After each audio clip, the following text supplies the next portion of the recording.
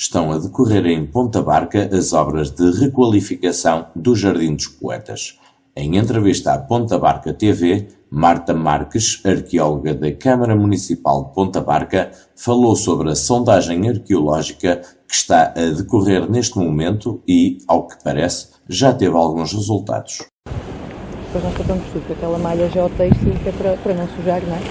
E vamos imaginar que nós por algum motivo precisávamos tapar a estrutura e só podíamos voltar a escavar daqui a um ano, vamos imaginar. Punhamos esta malha de manta geotêxtil, que é assim que se chama, em cima dos vestígios, colocávamos uma malha ainda por cima, uma camada de gravilha e areião para permitir o escoamento das águas pluviais e depois, quando quiséssemos voltar a escavar, bastaria remover toda esta proteção que os vestígios manter-se-iam intactos. Sim. Então, neste quarteirão que estão aqui a explorar agora, já temos estes vestígios. De que altura é que pensa datarem? Pelos registros já fotográficos, o que é uma sorte, nós temos registros fotográficos do início das primeiras décadas do século XX aqui em Ponta Barca. E graças a esses vestígios nós conseguimos perceber que aqui junto ao mercado e até aquele edifício da antiga residencial, todo este espaço era um antigo quarteirão habitacional. Aliás, foi em busca desse quarteirão habitacional que nós iniciamos esta escavação arqueológica. O que verificamos aqui nesta sondagem é um alicerce daquilo que pensamos ser de uma habitação. Também nos apareceu um piso todo feito de pedra, é um piso muito simples, portanto é um piso com uma ligeira argamassa de união entre as pedras sobre uma antiga camada vegetal. Nós pensamos inicialmente que poderia ser um piso exterior, ou seja, que pudesse ser uma calçada. No entanto, com o decorrer dos trabalhos arqueológicos, suspeitamos que ele possa ser um piso interior, ou seja, aquilo que nós vemos poderá ser o piso de um resto de chão de uma habitação.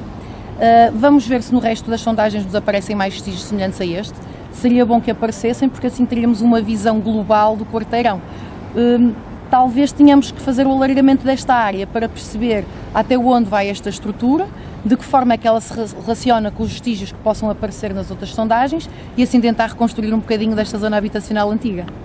Isso seria ótimo. Então, pelo que estou a depreender, vocês escolheram aleatoriamente vários locais para fazer a prospeção. Exatamente. E neste caso deste sítio que encontraram qualquer coisa, a partir daqui vão estender. Poderemos ter essa necessidade de extensão, sim.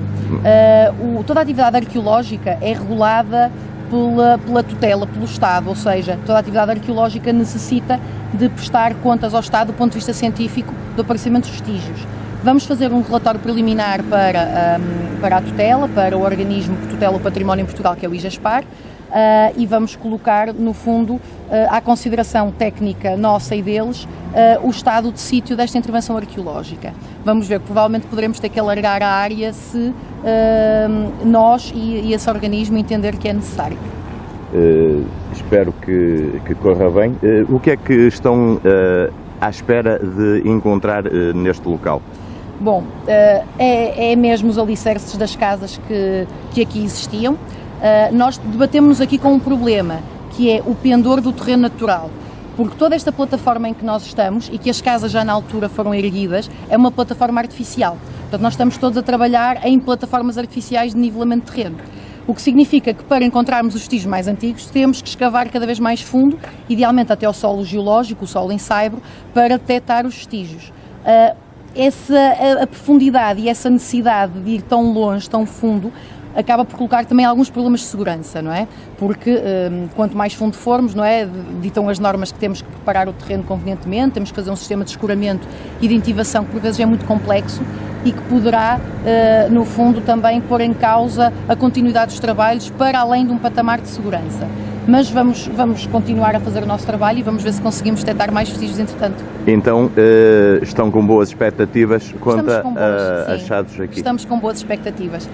Não quer dizer que todos estes vestígios que nós encontremos que são passíveis de conservação, ou seja, não podemos achar que só pelo facto de aparecerem aqui determinados vestígios que é execuível ou é possível deixá-los à mostra, porque a escavação ao mesmo tempo é destruição, não é? Nós estamos a destruir uma série de camadas naturais e artificiais que foram sendo erguidas e deixar os vestígios, por exemplo, expostos seria uma situação, neste caso, bastante complicada, precisamente pela situação que eu referi, pela profundidade dos vestígios a que eles estão, que comprometem todo o espaço envolvente, não é?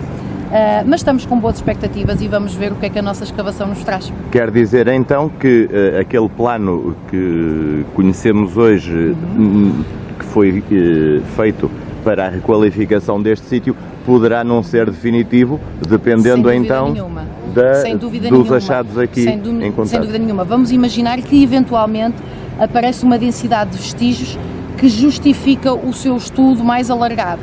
Significa que iríamos ter que estender a área de escavação e possivelmente, se fosse possível julgar o aparecimento dos vestígios com o atual plano, tentar pelo menos conjugar essas duas situações.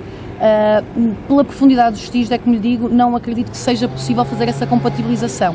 O que provavelmente acontecerá é faremos um estudo rigoroso do local, faremos um registro como mandam as normas, um registro fotográfico e gráfico dos vestígios e provavelmente teremos que os voltar a esconder debaixo de terra, sob condições especiais, claro, de manutenção dos seus vestígios, para que nós agora, em pleno século XXI, possamos viver em cima da história.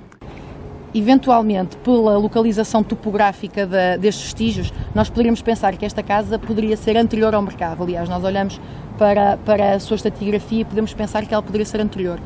No entanto, os materiais que nos aparecem são tudo cerâmicas que se relacionam com o mundo do século XIX, portanto são cerâmicas da Louça de Barcelos, Louça de Prado, alguma cerâmica de Sacavém, ou seja, não são cerâmicas propriamente específicas, por exemplo, de um século XVI ou de um século XVII, não é? Sim.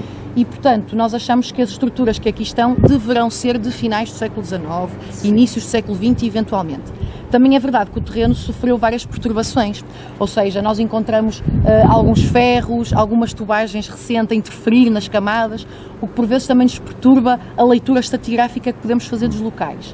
Mas lá está, só escavando e só podendo ter essa liberdade de escavação é que conseguimos compreender. Existe a possibilidade destes vestígios serem anteriores a isso e depois dessa altura, como me disse que apareceram cerâmicas do século XIX, não é?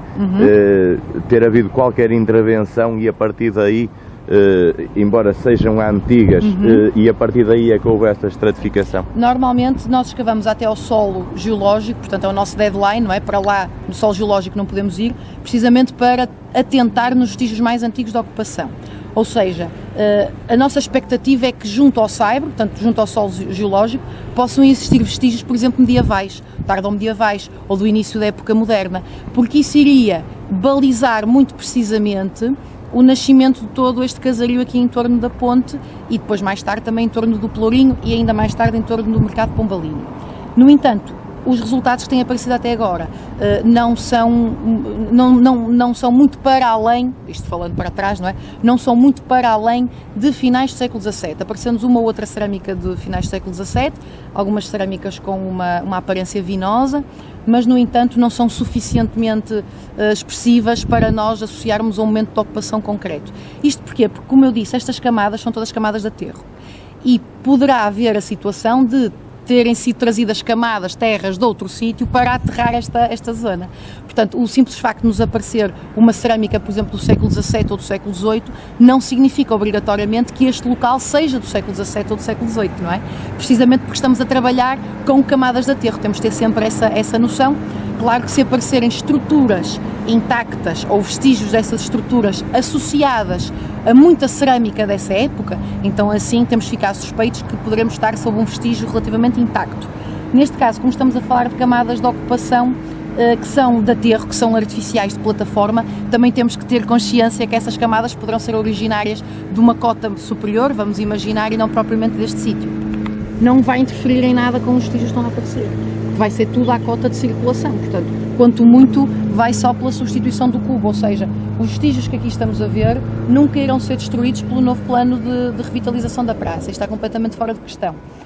Quanto muito irão ser removidas as camadas do século XX, não é? Aquelas correspondentes ao nível de circulação atual, ao areião, mas nunca as novas obras terão um impacto tão profundo que consigam chegar a estes vestígios que estamos aqui a pôr a descoberto. Para além daqui do Jardim dos Poetas, das escavações, tem em vista mais algumas escavações, alguns projetos? Temos uns projetos de musealização e de interpretação dos locais. Ganhamos uma candidatura do CREN num valor de algumas centenas de milhares de euros de cofinanciamento, e dentro desse projeto está a comparticipação na produção científica dos conteúdos do Centro Interpretativo do Património, que vai ser aqui no edifício da Maria Lopes da Costa. Temos também a revitalização da Torre do Castelo de Lindoso.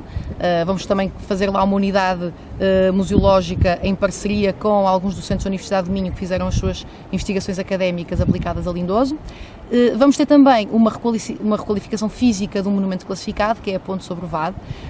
A ponte, neste momento, apresenta alguns sinais de degradação, alguns sinais que comprometem a sua própria estabilidade, e o município entendeu como prioritária a sua recuperação. Portanto, pensamos que dentro de meses possa começar então a obra de revitalização da Ponte sobre o Vade, que também é um projeto cofinanciado, e também esperamos, com alguma verba sobrante, conseguir colocar alguma sinalética também nos monumentos classificados, sobretudo aqueles que são mais visitados pelos turistas, nomeadamente algumas igrejas românicas que existem cá no concelho.